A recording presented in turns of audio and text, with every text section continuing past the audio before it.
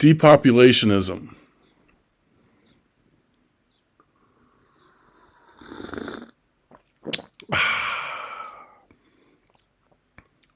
.com.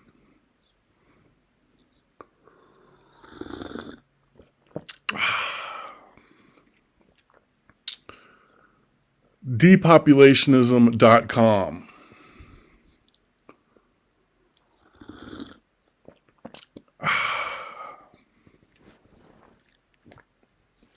That's my new website. Please check it out. Thank you very much.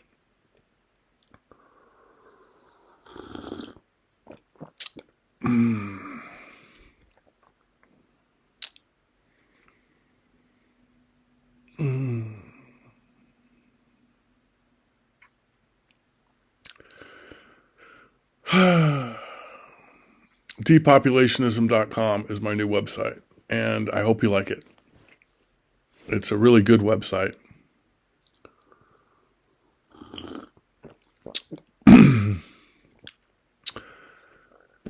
I created depopulationism.com yesterday to help me advance my depopulationism agenda. And to inform people about what depopulationism is, and to organize depopulationists around the planet into working together.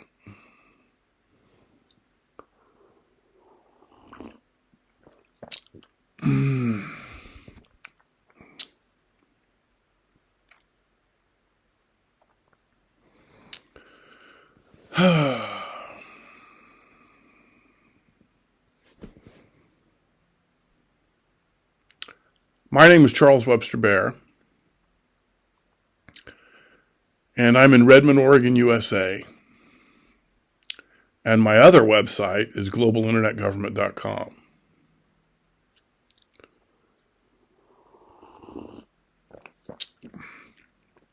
And today is May 14, 2023. Happy Mother's Day.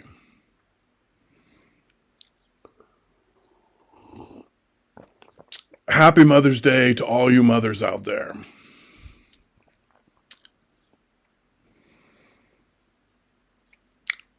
Mothers are the reason all of us are here. Mothers are the reason all of us exist. Mothers created all of us. Mothers are the best. They're the greatest. And thank you to all the mothers for doing a great job and being great moms.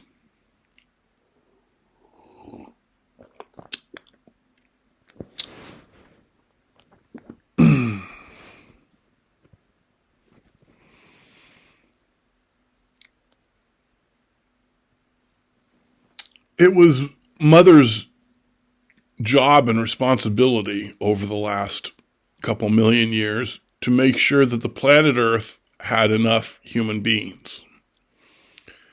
And mothers did their job. In fact, mothers did their job so well, they might have done too good of a job. And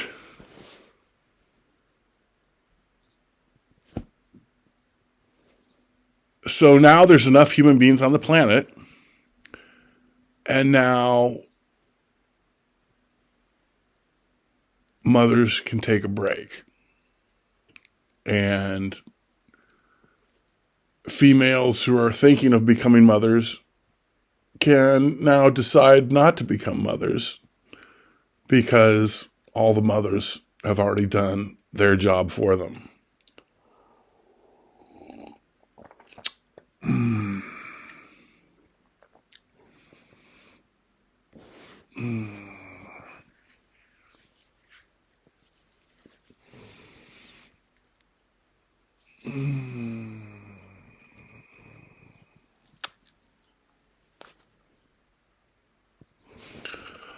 Yeah.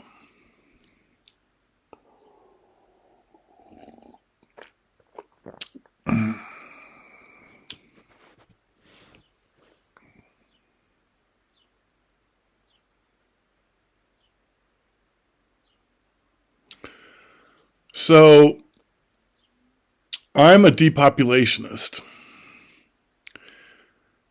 And I became a depopulationist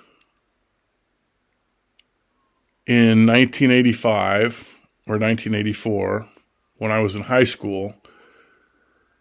And I realized that I was going to spend the rest of my life attempting to explain to my species, the human race, that the way to go in this millennium, the third millennium AD, is depopulationism.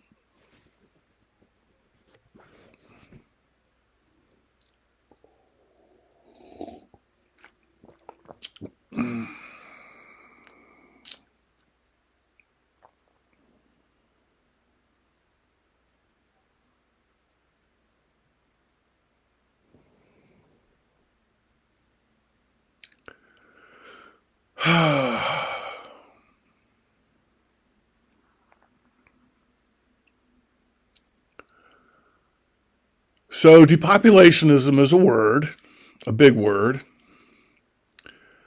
I don't know who created this word or when they created it. And it could mean different things to different people.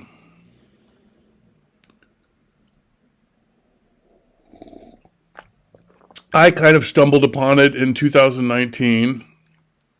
And if nobody else wants to take credit for inventing the word depopulationism, I will.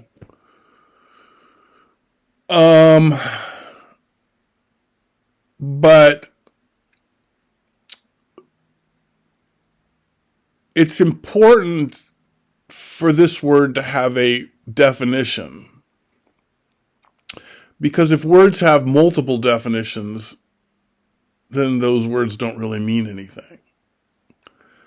So it's important for the word depopulationism to have a very specific technical meaning, so there's no confusion about what it means.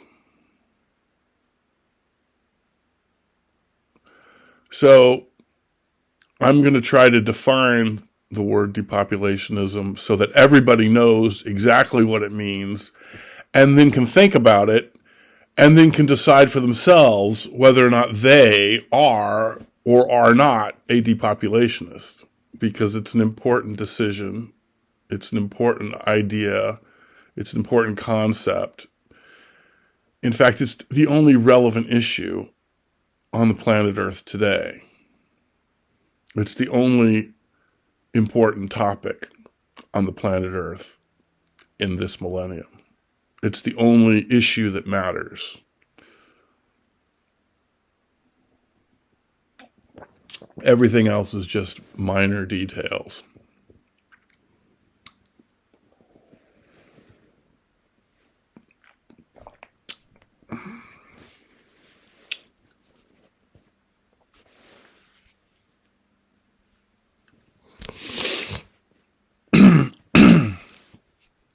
So,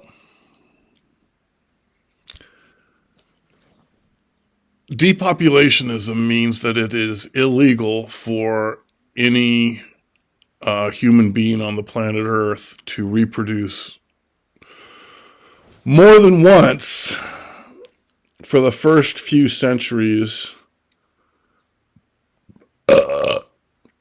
of this millennium.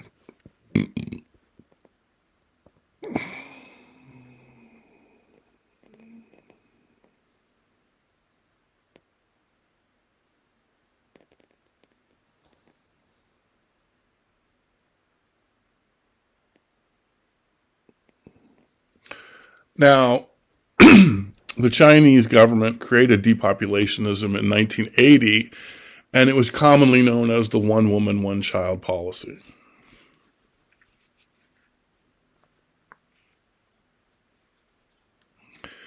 Now, when this happened, if the rest of the world said, oh, that's fantastic, we're going to do it too, then the population on the planet today would be about 4 billion or 3 billion people, and there'd be enough water and clean air and land for everybody to live happily ever after as they watched the human population on Earth continue to decline to a sustainable level, which is probably around 2 billion people. But people didn't do that because people are stupid, evil, insane, and people decided that they were free to kill the Earth, and so they killed the Earth, and now we've got a problem because if we kill the Earth, we die with it. The solution, of course, as it has been for the last 43 years or longer, is depopulationism. I've given this a lot of thought. I don't see any other way out.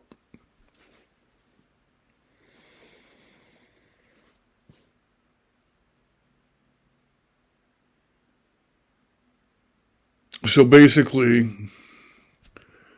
in 1980, there was a line drawn. And the smart people were on the correct side of the fence, and they were called depopulationists. And everybody else was on the wrong side of the fence, and they were not depopulationists. And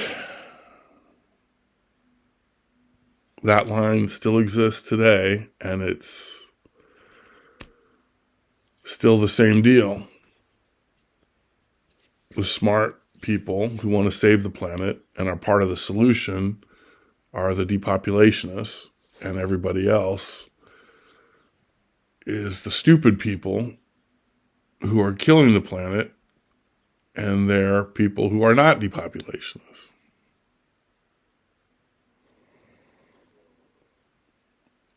So what we need to do is we need to convert the majority of humans to depopulationism. And we do that through discussion, communication, logic, common sense, political elections.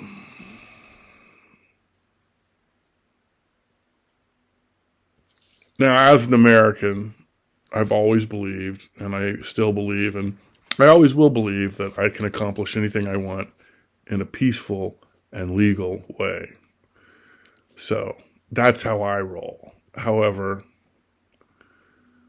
I'm sure around the world, eventually, things may become a little more crunchy.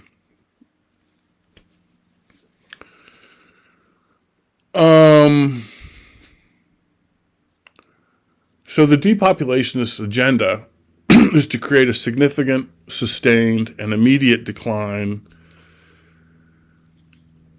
in the human race, in the number of people on the planet for the next 300 years. There's 8 billion people on the planet now, and we're going towards 9 billion, and that we're going in the wrong direction. We need to be going down. And so we need to go down from 8 to 7 to 6 to 5 to 4 to 3. And this could take centuries.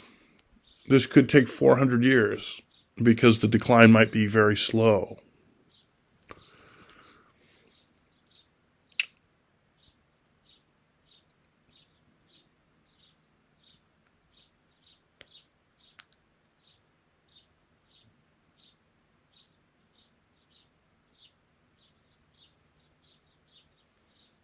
So what is a sustainable number of people on planet Earth? Well, nobody knows. It's the number for future generations to determine. I'm going to assume it's around 2 or 3 billion.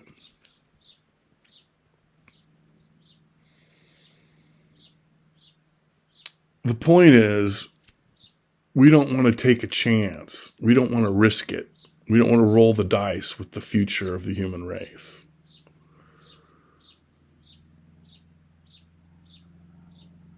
We want to play it safe. Okay? It's clear that there's a finite amount of resources on the planet. Water, air, land. And so we don't want to use all those resources up and have none left for future generations. Unfortunately, that's what we've done and are doing, and it's wrong, and we need to stop it. Because history is going to judge us as a bunch of greedy, stupid, evil, crazy apes, because that's what we are. But we need to rise above that and elevate ourselves to those level of it, the enlightened beings that we think we are and we pretend we are. We need to do that, and we need to do it quickly. And that's depopulationism. The depopulationists are the good guys trying to save the planet, and everybody else are the bad guys. Now, are stupid people bad? Not really. Because it's up to the smart people to educate the stupid people. But killing the planet's bad. And stupid people are killing the planet. So you can do your own math right there.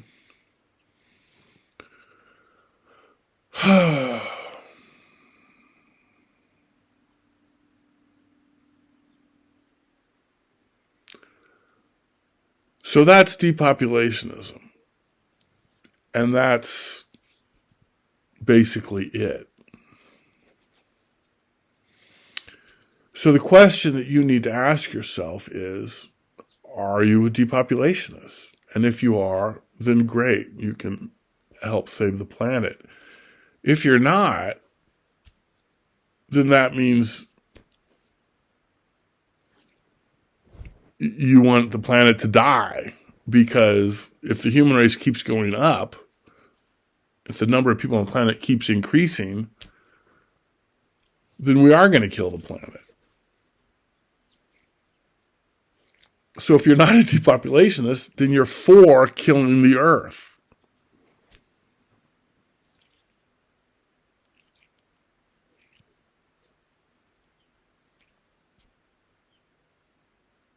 There's only two sides here.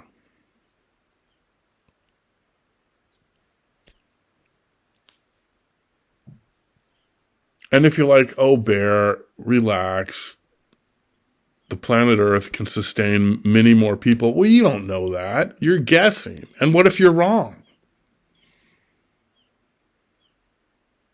My whole point is we shouldn't take a chance. We shouldn't risk it. We should play it safe. And it's clear that if the number of people on the planet goes up, then the level of quality of life goes down.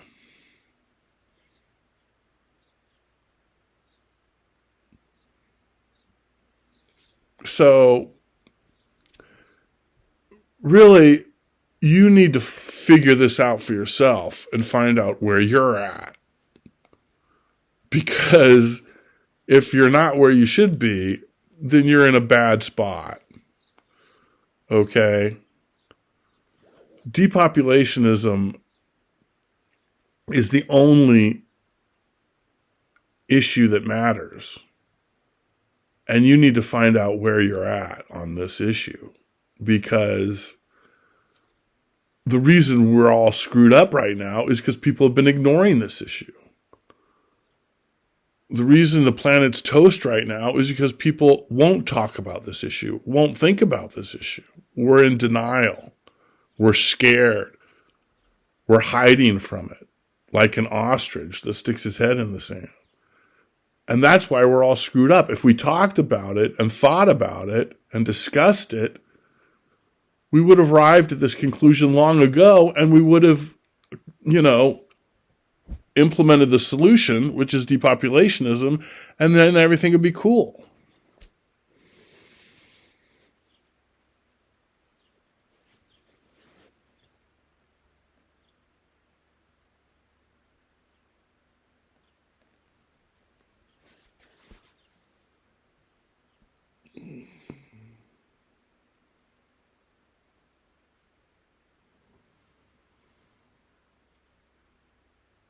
So that's depopulationism. And it's a global issue. And everybody's involved.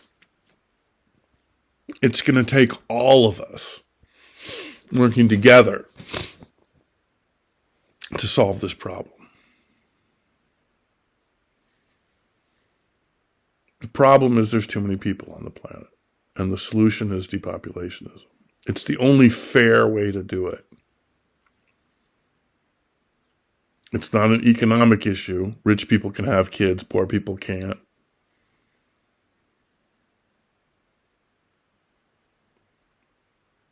It's not a race issue. White people can have kids, poor people can't, or black people can't, or whatever. It's not a religious issue. Christians can have kids, non-Christians can't. It's a human issue. All people are the problem, and all people need to become the solution. Okay?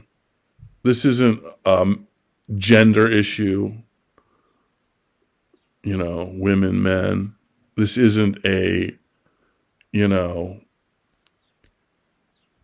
is a human being issue. We all screwed up. We all need to clean up this mess. Okay? Everybody needs to pitch in.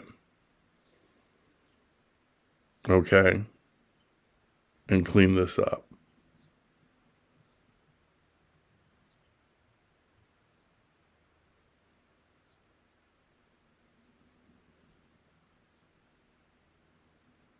All right. You can either have 0 kids, which is the correct choice, or 1 kid, which is the incorrect choice, unless you have twins or whatever. There's no third option. Okay? I've removed that from the table. The choice is now the right choice, no kids, or the wrong choice, 1 kid. Okay? It's illegal to reproduce a second time. For everybody. Forever. For the next 200, 300 years. Future generations will determine when we've arrived at a sustainable level and when depopulationism can be put on the shelf. Okay? That's not our decision to make. That's not our responsibility. Our responsibility is to go in the correct direction. And the correct direction is a declining number of people on the planet. And the only fair and rational way is to make sure that no one is allowed to reproduce a second time. That's depopulationism. And that's the law. Okay? Every problem on the planet right now is merely a branch from the tree of overpopulation. We've overpopulated the planet. And we're destroying the planet. And we need to stop.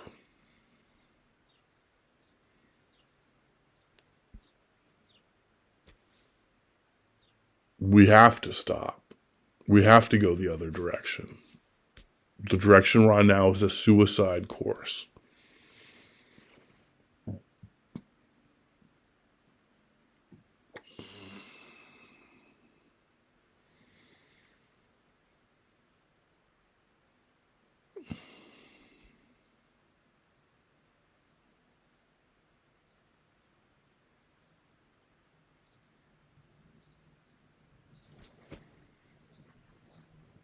And that's depopulationism. It's the new religion. It's the religion of this millennium.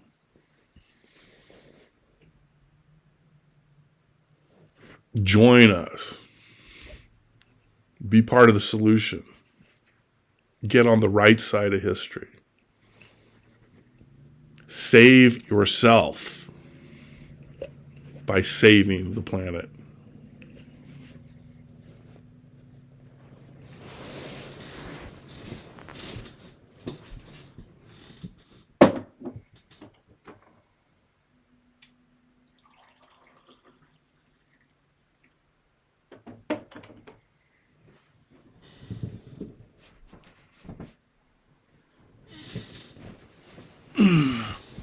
So that's depopulationism, and that's depopulationism.com, my new website. Check it out. I hope you like it.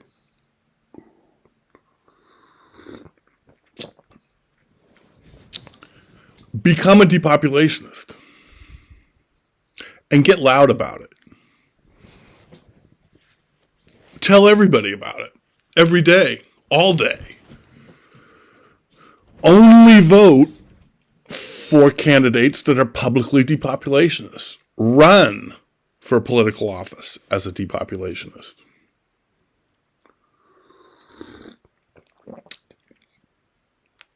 Go to YouTube and search Charles Webster Baer and bookmark my videos and use them to spam everybody on Facebook and Twitter and LinkedIn and other social media. Make your own depopulationist videos with your own opinions and views about depopulationism. Get active. Get politically involved. Get motivated. Get real. Get on it.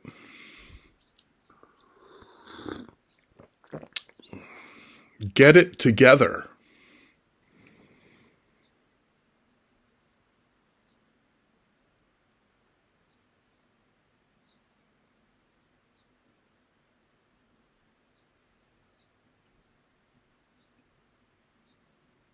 These are my feet.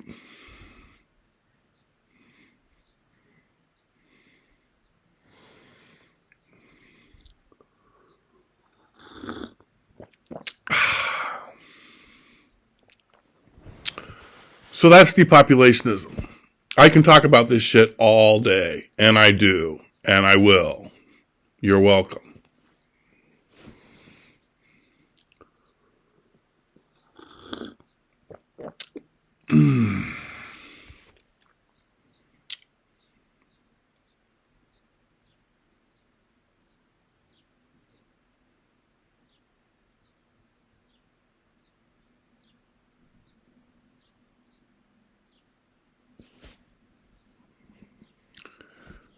So depopulationism is the goal for the planet and the species.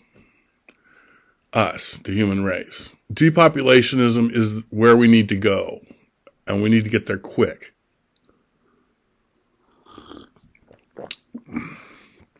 Depopulationism is what we need to accomplish.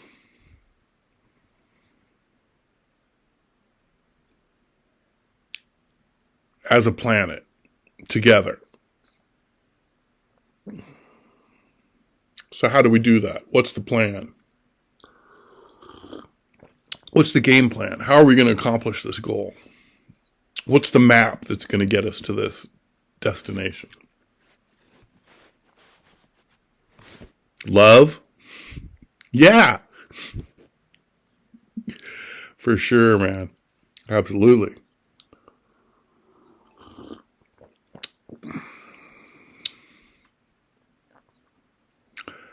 Gig.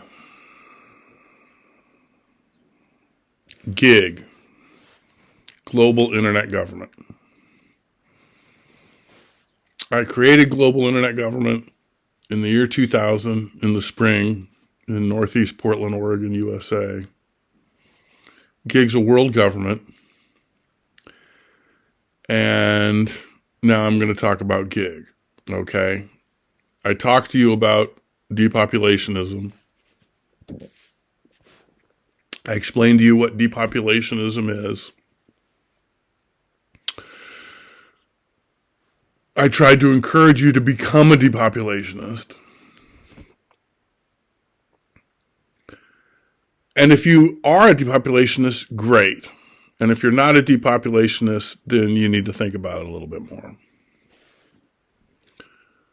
But if you are a depopulationist, then you're like, hey, man, how are we going to do this, man? What's the plan? How are we going to accomplish this? How are we going to make the world a depopulationist world? And the answer is GIG, Global Internet Government. It's a world government that I created 23 years ago. Global Internet Government. And, it's going to hopefully take over the planet eventually. And then we'll all be depopulation. Yeah, that's right. It's inevitable. It's destiny. It's fate. Unite the whole planet under a common goal.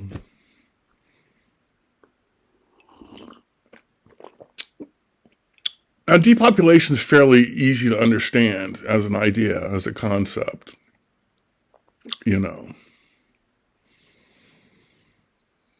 If you're a female, don't have any kids. And if you really, really want to have a kid, then have one kid. That's depopulationism. It's pretty simple. It's pretty easy to understand. Gig's a little more complicated. Gig's pretty easy to understand, but it's a little bit more complicated. So we're gonna talk about gig now. We've talked about Depop. If you got it, great. If you don't got it, then just watch this video again and again and again until you do get it. But I think I've explained Depop to everyone. And, I'll make more videos to explain it even more in the future. But I think for this particular video, I think I've explained Depop enough for this video. So I'll go on to the next topic. GIG, Global Internet Government. Depop's what we got to do, and Depop's what we will do, and GIG's how we're going to do it. So what's GIG? Good question. I'll tell you.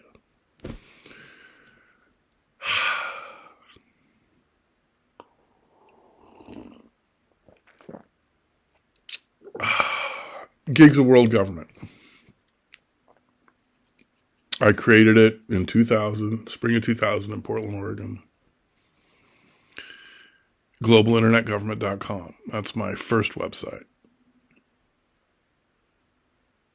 And I created it to help advance the depopulationist agenda, among other things. But that was the main reason to do that.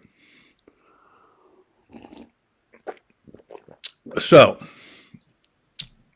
is there a world government? Yeah. Global Internet Government. Was there a world government before Global Internet Government appeared in 2000? Yeah. Well, what was that? Well, it was the United Nations and the International Monetary Fund. The UN and the IMF are the world government. The IMF takes care of the economic issues of the world government, and the UN takes care of everything else. And they're good. They do good stuff. GIG totally supports the UN and the IMF. The UN and the IMF are the world government, and they're doing a great job, and GIG totally supports them. There's room for improvement. They need to work a little quicker and do a little bit better job. They need to push the Depop agenda, like hard, like yesterday.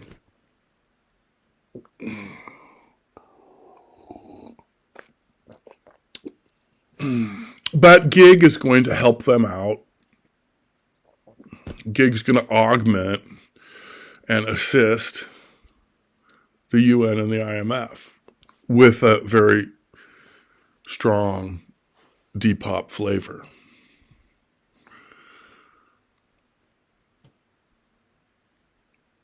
And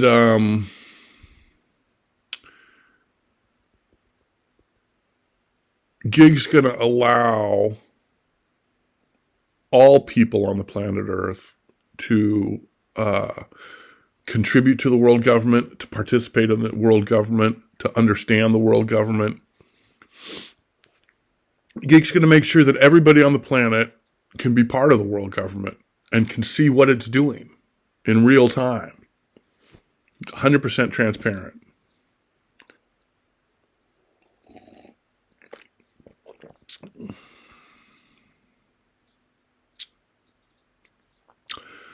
The main issue here is depopulationism. But to break that down a little bit, it's a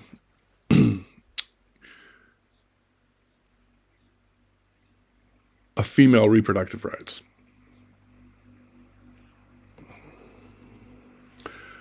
Female reproductive rights means that all human beings on the planet Earth have the right to total and free access to all forms of birth control, including abortion. Okay, let me repeat that. Female reproductive rights means that all human beings on the planet Earth have the right to total and free access to all forms of birth control, including abortion and education. And any government that does not completely and totally support that 100% is an illegitimate government, and illegitimate governments will be replaced quickly and peacefully by legitimate governments. Global internet government is the de facto legitimate government on planet Earth forever. Thank you.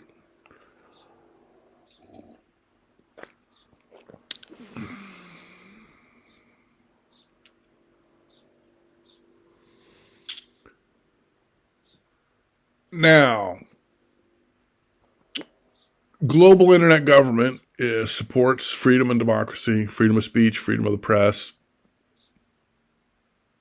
democracy, all that, 100%, totally. But Gig is also good with the communists. I love communists. I probably am a communist. So I'm good with communists. It's all good. They're welcome to do their thing, and it's cool, man. It's cool. I'm an American. I'm for freedom and democracy and transparency and freedom of speech and freedom of press. Always have been, always will be. I'm an American. That's how I roll. But the commies, they got their own thing, and that's cool. I'm good with it. I like it. I dig it. We're fine. We're fine. So, one of the big inspirations for Gig was the European Union. The European Union is another world government. There's a few world governments out there, and the EU is certainly one of those things. Nations can choose to be part of the EU or not. If a nation is invited to be part of the EU, it can decide if it wants to do that or not. If a nation is invited by the European Union to become part of the European Union, it has to accept the rules and conditions, which is fine. And if it has an election and says, yes, we want to be in, it's in. And if it has an election and the majority of people say no thanks, then that's that. So that's how the EU rolls, and Gig rolls the same way. Every country on the planet Earth is invited to be part of Gig if they accept the conditions, and then they can have an election. And if the majority of people say we want in, they're in. And if the majority of people say no thanks, then they're not in. And if you're in, you can have a vote to get out. Just like the European Union. Just like the EU. Gig in the EU is the same thing. The European Union is available to Europe and Eastern Europe, maybe eventually whatever's left of Russia. But gig is available to everybody. Every nation, every country can be part of gig if they want to be part of gig. And if it's a communist country, then maybe they don't. They can choose to be in or out. Their government can choose to be in or out. Whatever. This is I'm very able to work with all dictatorships and whatever the fuck is out there. I'm very flexible. It all comes down to money anyway. So I'm very, very flexible with letting people in and out of gig. Dig.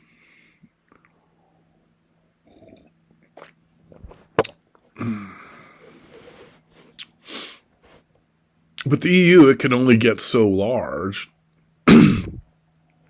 Gig can, do the whole planet.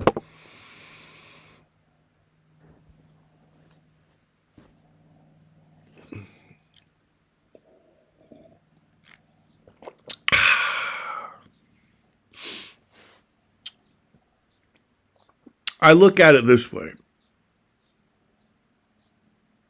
The United Nations and the International Monetary Fund are like the U.S. Postal Service. They're good. They're great. Love them. But gigs like FedEx, it does the same thing. It just does it a little bit better. Now, you got to pay extra, but apparently people are willing to do that. People are willing to pay extra for speed and reliability, and that's where gig comes in. We can get shit done quicker and better.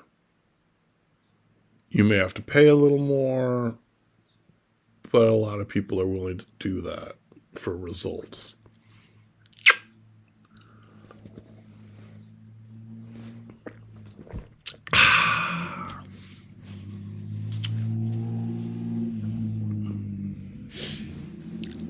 Another thing about gig is it doesn't have any money.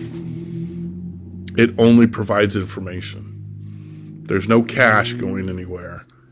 All gig does is provide people with information. That's it. There's no money. It's just information. 100% transparent information.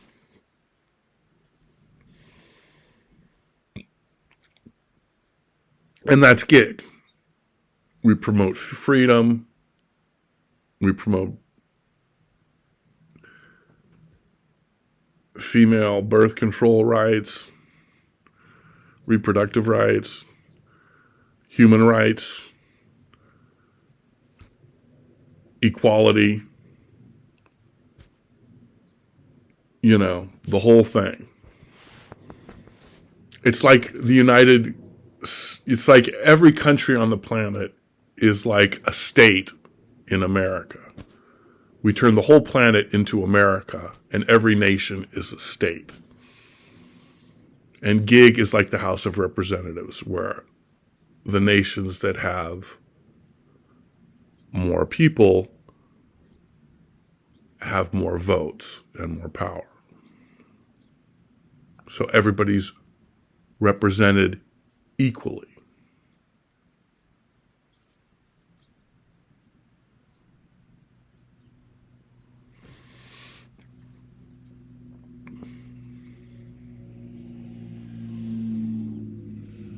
But just like the United Nations and the International Monetary Fund deal with every country, regardless of their economic or government ideology, so too does gig deal fairly and transparently and equally with every country, regardless of their economic or political ideology.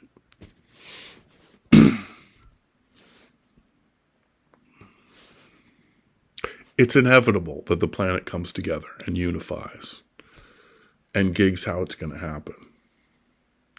It's inevitable that the planet decides to save itself. And depopulationism is how it's going to happen. This shit's inevitable. It's going to happen no matter what. And this is how it's going to happen. It's got nothing to do with me. I could have a heart attack in 10 minutes and it wouldn't mean shit and nobody would care and it wouldn't matter. This has nothing to do with me. This has to do with saving the planet Earth sooner rather than later. Politically with gig, economically with fogbank, environmentally with depopulationism. Yes, fogbank is the third subject.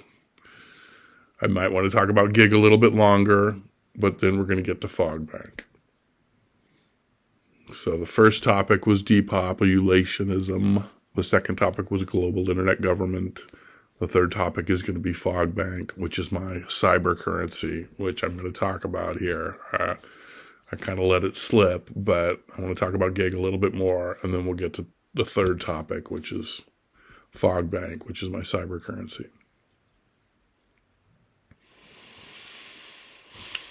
So gig. Look, man, if you don't like my world government, make your own world government. I don't care. All right. If you think gig sucks, that's fine. It doesn't matter.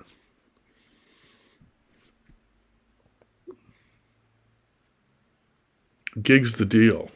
Depop's the deal. I mean, gig already exists. The United Nations and the International Monetary Fund are American, and they've been running the planet for the last 60 years. That's reality. Gig just fine-tunes it a little bit and simplifies it so everybody can figure out what's going on. And, hits the gas. People are slacking on this, and we need to step it up.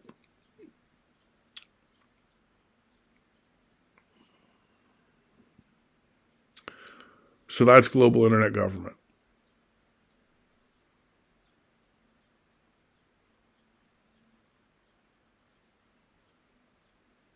It's already there. We just need to give it a big hug. It's right there. We just need to pat it on the head and say, that's a good world government. Good world government. Who's a good world government? Who's a good world government? Gig's a good world government. All right. Okay. Fogbank. So, Fogbank. I created Fogbank in October 2019 in Santa Cruz, California, on the beach. I called it Rainbow Bank, and then I called it Rain Bank.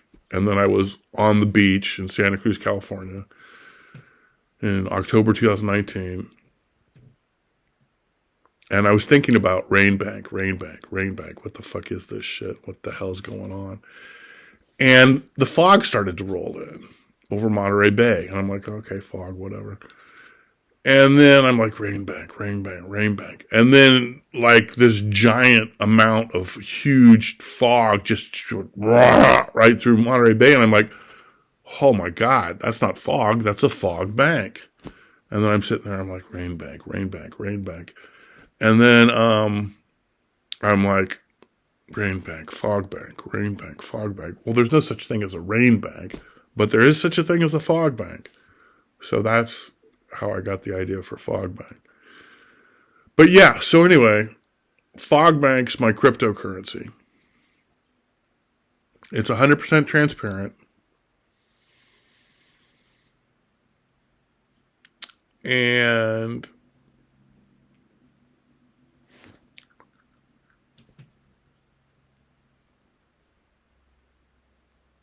in my opinion, okay, there's lots of currencies out there and there's lots of cryptocurrencies out there. And in my opinion, people are going to go to the best currencies. The dollar, the yuan from China, the euro from the EU. And people are going to go to the best cryptocurrencies. Bitcoin, fogbank, whatever. And eventually all currency will become crypto. And eventually one crypto will rise to the top and become the main currency. And eventually that currency will become the currency. And so I think eventually fogbank will become the best crypto, and then the best currency, and then the only currency. Because people are going to go to the best currency and the best crypto. And all currency will eventually become crypto. And eventually everybody will go to the best crypto. And eventually there'll only be one currency on the planet. And in my opinion, that's fogbank, because it's 100% transparent and it's fair. There's a roof and a floor. And we'll talk about that.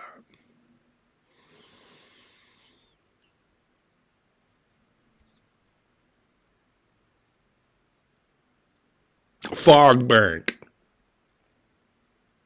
Now, every currency and every crypto has a unit of currency. And the unit of currency of fogbank is the fog buck. F-O-G-B-U-K.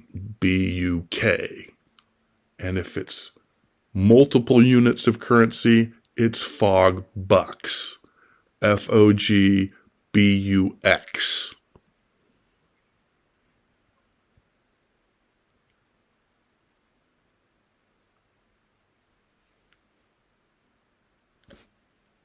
Every fog buck costs 1 American penny, 1 cent.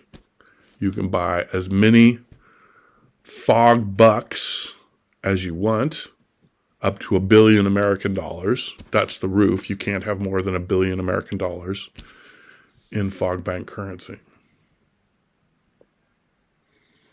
Which means that when fogbank takes over, nobody can have more than $1 billion American dollars in any currency. That's the roof. If you can't survive on $1 billion American dollars, that's your problem. Nobody cares. There's also a floor. You're going to have enough money to buy food and water to eat and drink so you don't die.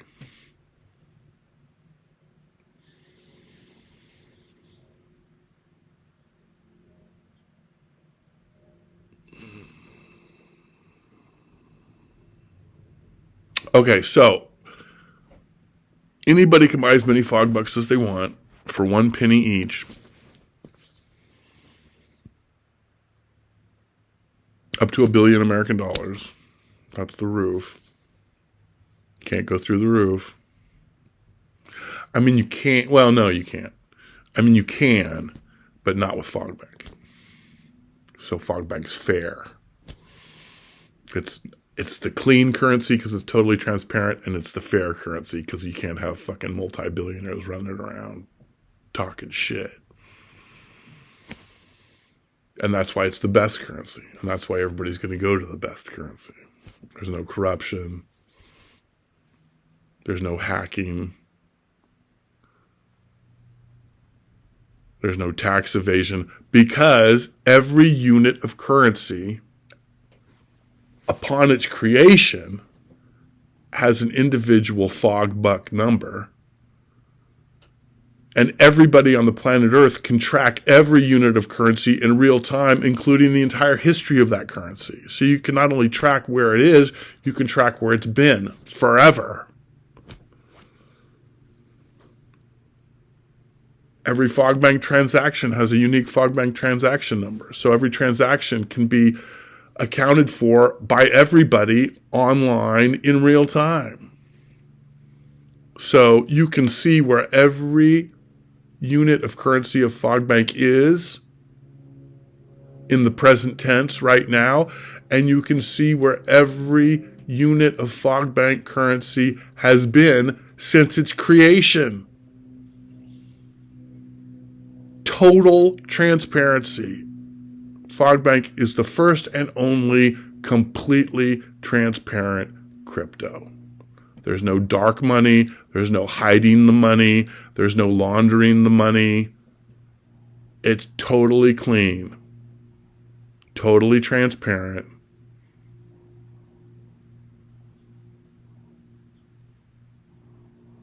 And that's why it's the best currency. And that's why it will eventually become the only currency.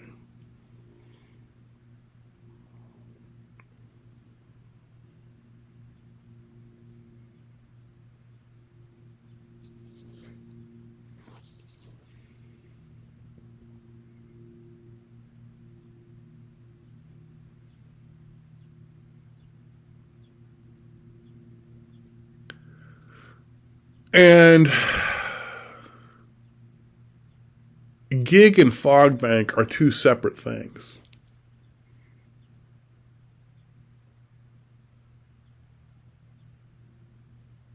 They're two totally separate companies. I'm the owner and founder and president of gig and fogbank, but there's no relation between the two.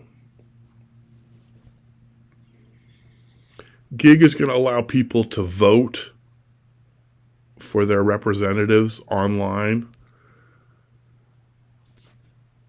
Their gig representatives. And that's an issue of verification. Fogbank is an issue of verification. It's an easy issue because there are different levels of verification.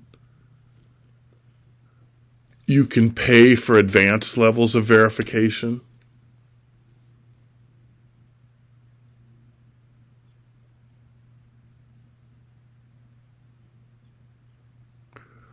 However, in 2055,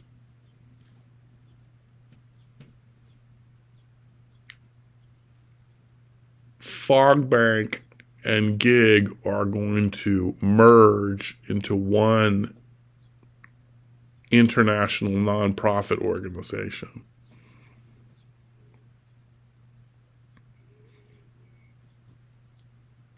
And if I'm alive in 2050, I might pull the trigger 5 years early.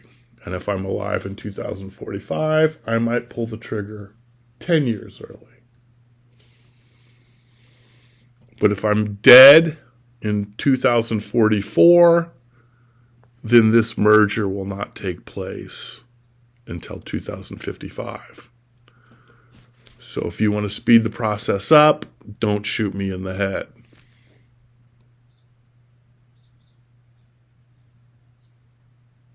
Thank you very kindly.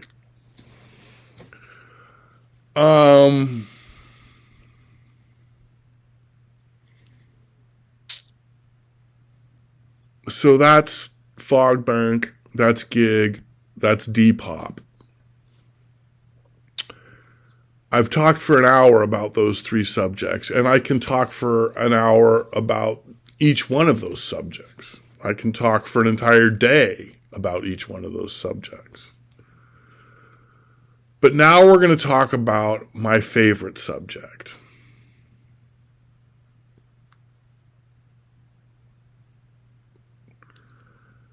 And my favorite subject is me.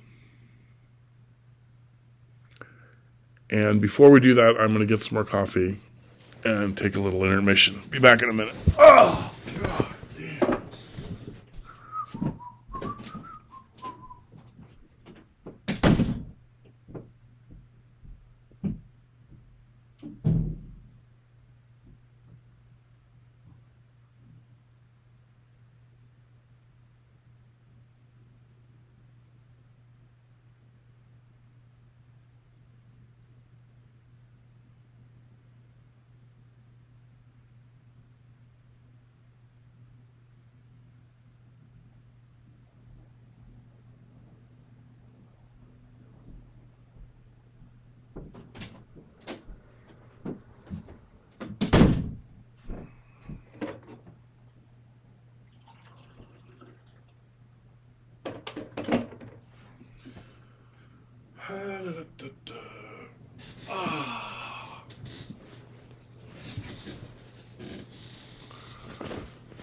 I have returned.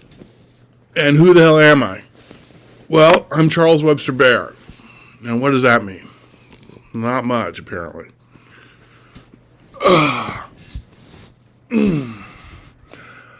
Okay. Hi. My name is Charles Webster Baer.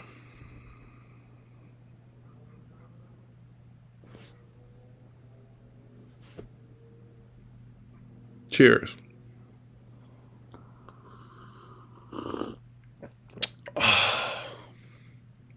Decaf.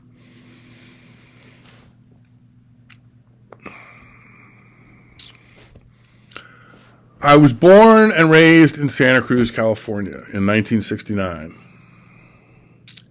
Original West Side represent.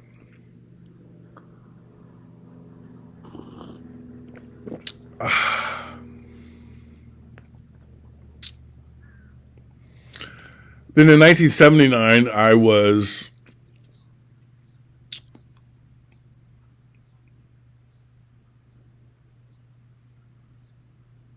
transferred to Oklahoma City. Yeah, that's right.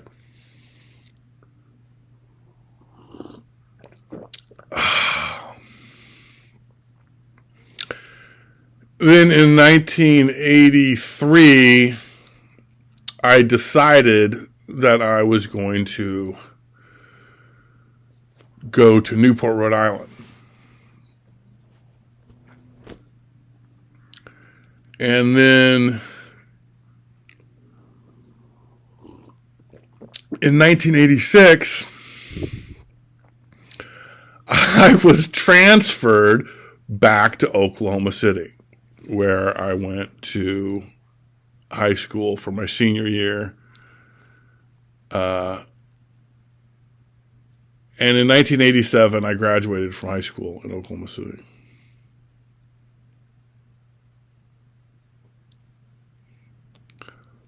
Oklahoma City, OKC. Go Sooners.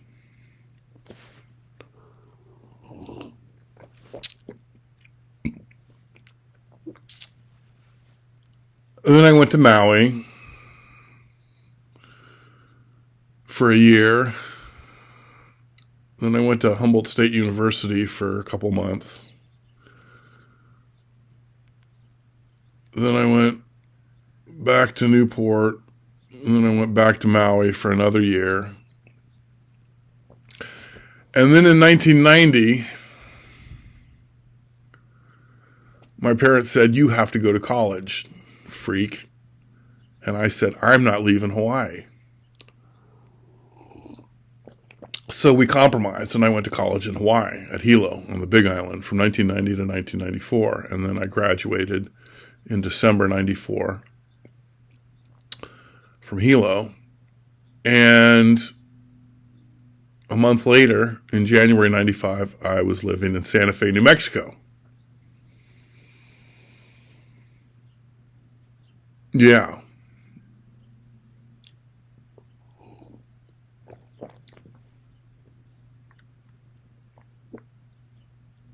And I lived in Santa Fe for 3 years, and I lived in Albuquerque for a year. And then in 1999, I moved to Portland, Oregon.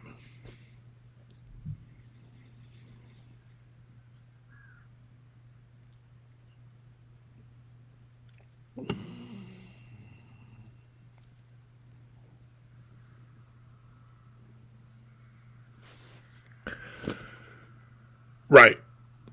Then in 2000, I created Global Internet Government.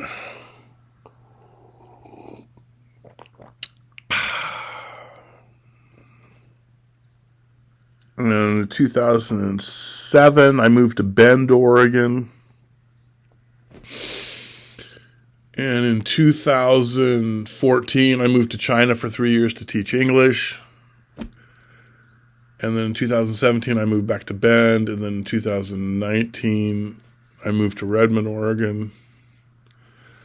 And I'm still in Redmond, Oregon, because Redmond, Oregon kicks ass.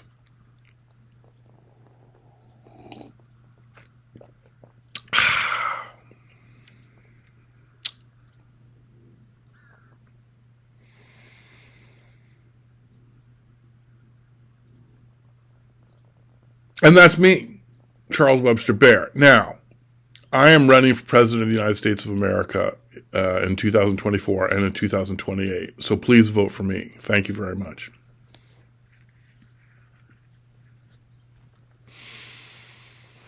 I'm running as a libertarian, which means I'm for less government and more freedom.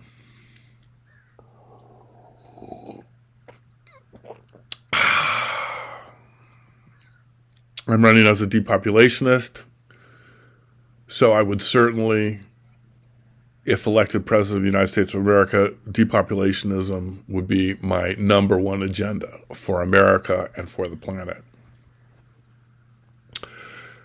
Now, depopulationism and gig and fogbank are good as private businesses, are good as capitalist cash cows, and that's cool. Depopulationism as a concept, global internet government as a business, as a company, fogbank as a business, as a company, as a capitalist, greedy, money-grubbing,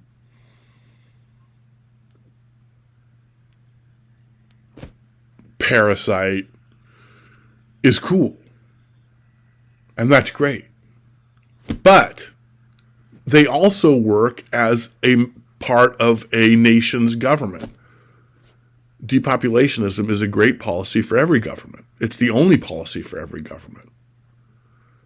Global internet government is a great idea for every government. Every government should have its own gig.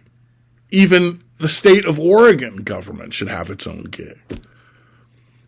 Even the state of Oregon government should have its own depopulationism policy and its own global internet government and its own cyber currency. So fogbank and gig and Depop work as private businesses, which is what they are, to make money and to make me money and to make me $1 trillion, which is what will happen or not. But they also function perfectly well as a part of a public government agency or committee or whatever. So they work great either way. You know, you can save the planet with gig as a private business, and you can save the planet with gig as a part of your particular nation's government, or even, Arkansas can have its own gig and its own fogbank that's completely run by the state government of Arkansas. You can really do this on every level in any direction. That's the deal.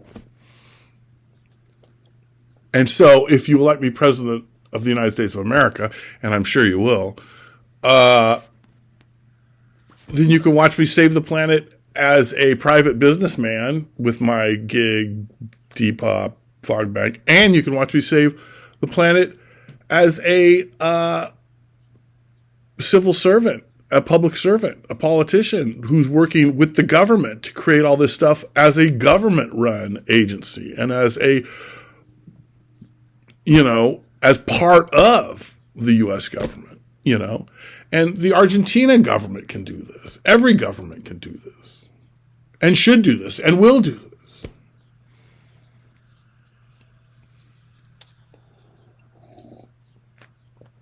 Anyway.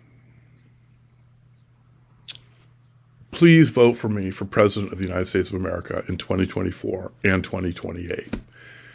And if I lose one or both of those elections and I'm alive in 2032, I'll be running for president in 2032 or maybe 2036. Basically, I'm running for president of the United States of America for the rest of my life, or until I'm elected to a second term. That's the deal. I've been running for president of the United States of America since I was 10. The fact that at that time I was too young didn't seem to bother me.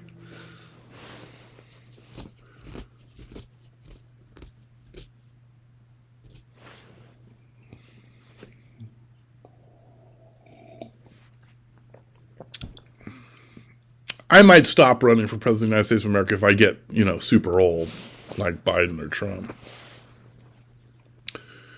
Because that's just not, you don't want to be running for president when you're like 70, whatever.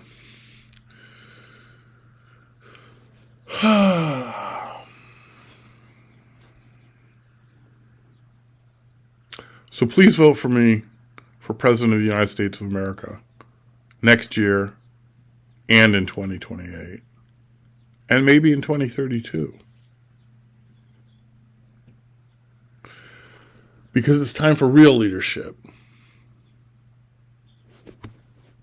You know what I'm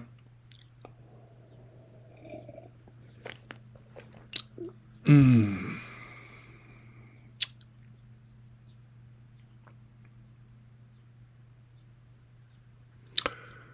So, you've sat through 112 minutes of my crazy bullshit. Thank you very much. You've done a great job.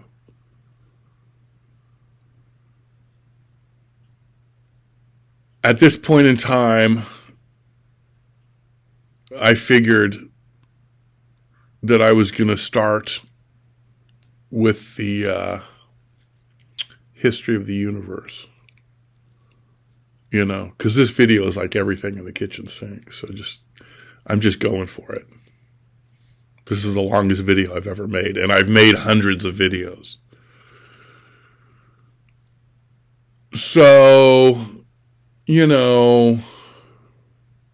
why not? Why not just, fuck it. I'm going to do the history of the universe.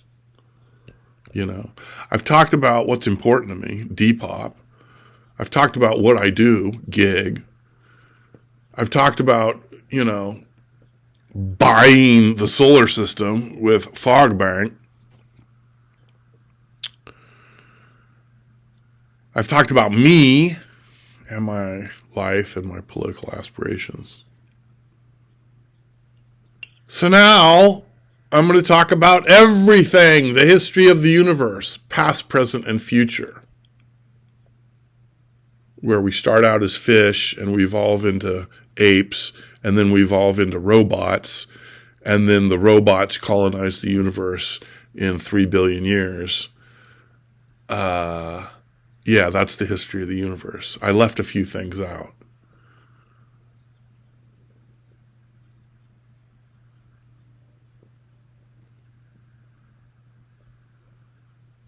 So now I'll go back and fill in the details.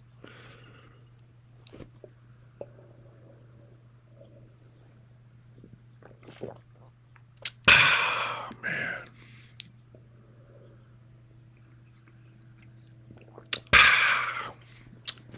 Yeah. Okay. The history of the universe. Which universe? This universe. Which universe is this universe? This universe is the known universe. Well, what are some other universes? The unknown universe. Anything else? Parallel universes. How about the non-universe? The non-universe is what exists if the universe doesn't exist. And then, that's a Buddhist thought process, actually, and I'll get to that. But what about the void? What about nothing? What about what's out there past the universe? What about that? Nobody thinks about that. Nobody talks about that. That's where it all takes place. That's the whole deal, and people just ignore it. Anyway, I don't want to get too deep in the weeds here. We'll go back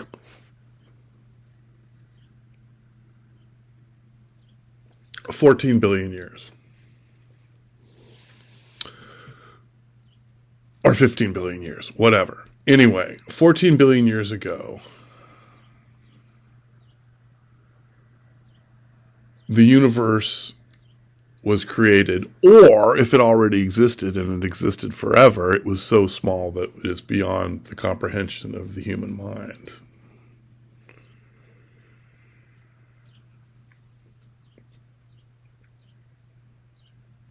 See, humans can't comprehend infinity because we think in straight lines and everything's actually curved.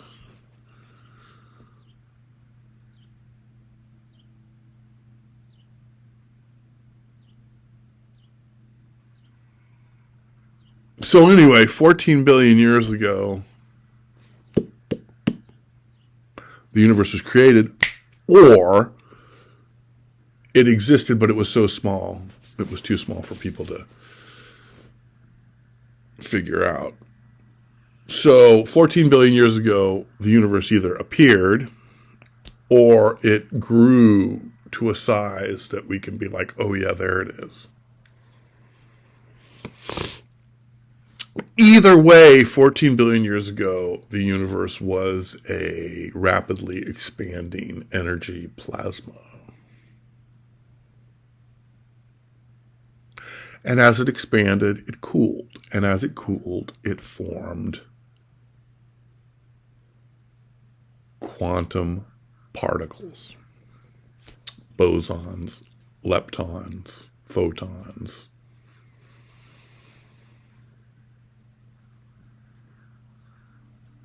And as this energy plasma of quantum particles expanded and cooled, it formed subatomic particles. And as this energy plasma expanded and cooled, it formed atomic particles. And as this energy expanded and cooled, it formed hydrogen atoms. And as this energy plasma of hydrogen atoms expanded and cooled, it formed hydrogen clouds.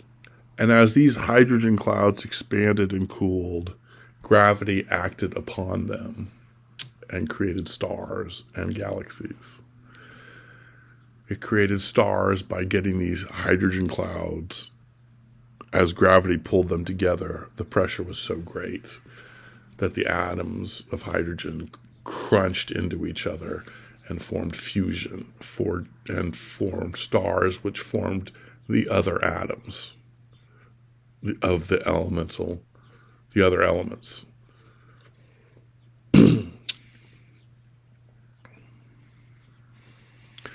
And that's how the universe was created. Bang. Okay, 5 billion years ago, the sun was created, and around it, the planets.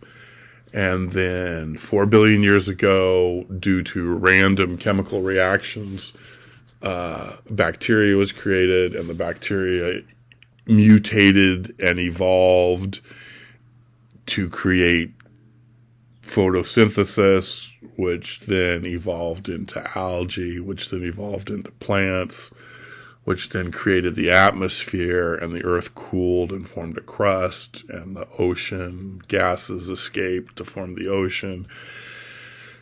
And the plants evolved into fish, which evolved into reptiles, which evolved into mammals, which evolved into monkeys, which evolved into apes, which evolved into humans, which will eventually evolve into robots and artificial intelligence, which will then eventually evolve into silicon-based life form, which will eventually evolve into other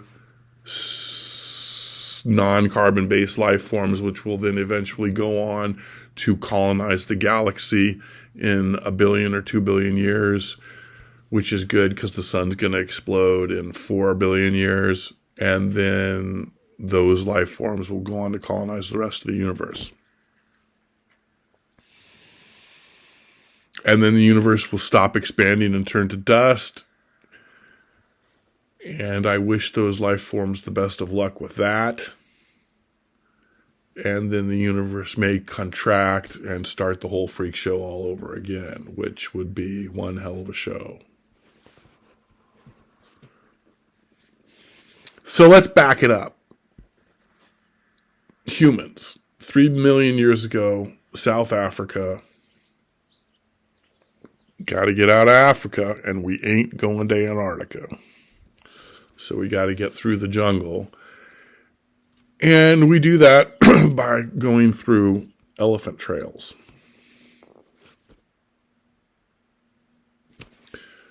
So we bust out of Africa through Egypt about 200,000 years ago.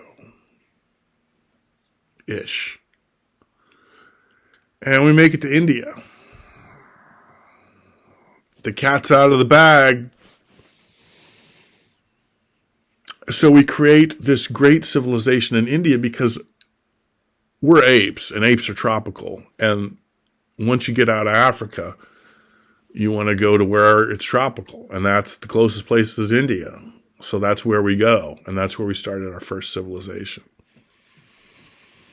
And our best civilization. And our greatest civilization. And our most advanced civilization. And we made it to Australia and China and other places. And eventually we made it to,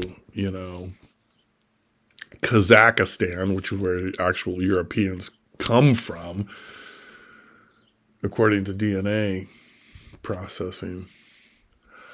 But I digress. So 10,000 years ago, the main, most advanced culture, civilization was in India.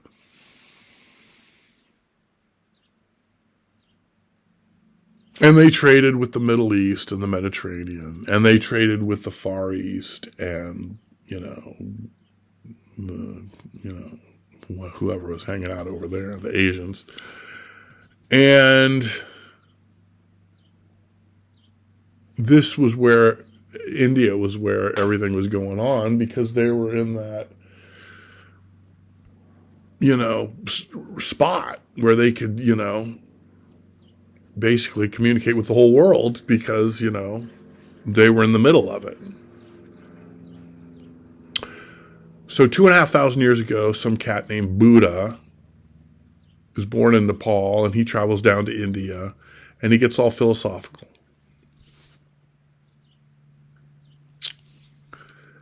And he not only gets all philosophical, he goes all the way with philosophy.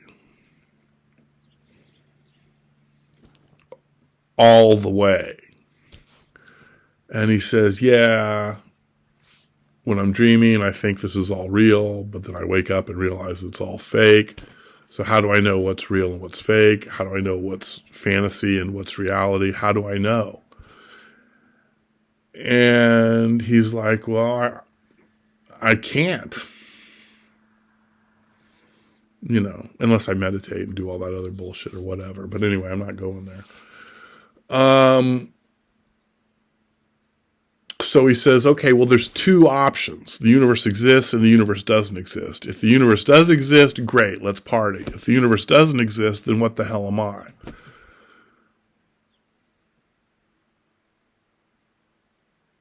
Well, that's a damn good question. And the answer is, if the universe doesn't exist, then you're the soul.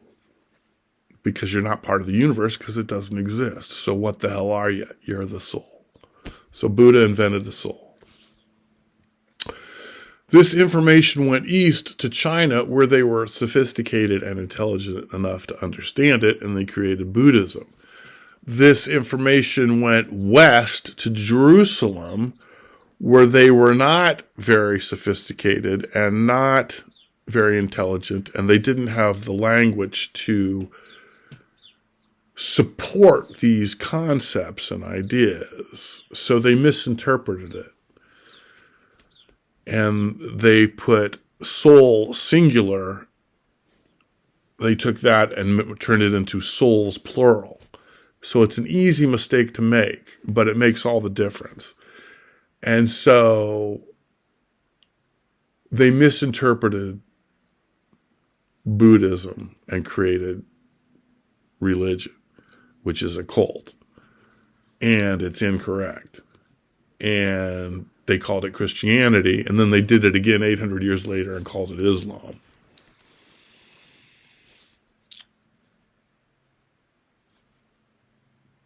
Now, if I want to be polite and politically correct, I'll say that religion is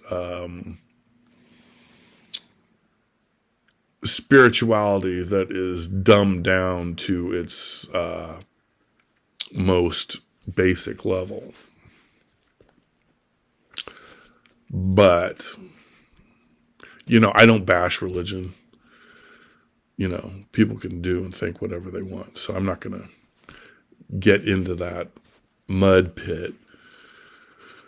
But anyway, so that was what happened. And according to me, I could be wrong. So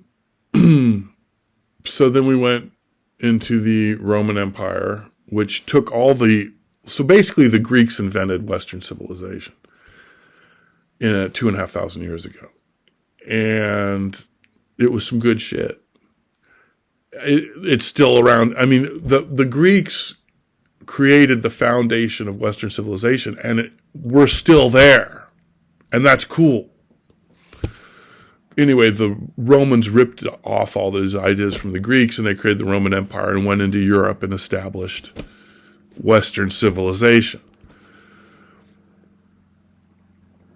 And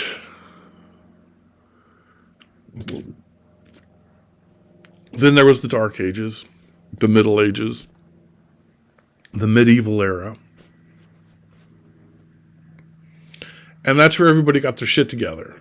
Language, government, blah, blah, blah. And then they created technology and the Industrial Revolution and the Renaissance. And then they went over to the New World and created America, and it was like, oh, freedom and equality and democracy. And then there were a few wars. And then we got to 1980 and depopulationism. And then we got to the year 2000 and global internet government. And then we got to the year 2019 and fogbank. And then we got to the year 2023 and depopulationism.com. And I'm pretty sure we're going to get to the year 2024, where I'm elected President of the United States of America for the first time. And then we'll just keep on rolling. And that's all I have to say. An hour and a half. And I don't have anything more to say except thank you very much for watching. Please share this video on your social media. Please create your own video where you talk about your own personal opinions on these and other subjects. And thank you very much. Have a great day. Happy Mother's Day to all the mothers out there. We love you very much, and you're the best. And peace and love. And keep it real, and adios. I want to go over an hour and a half. And I'm going to go over an hour and a half. Never before have I gone over an hour and a half. I'm now over an hour and a half. So the next step is to go over 2 hours, but not today.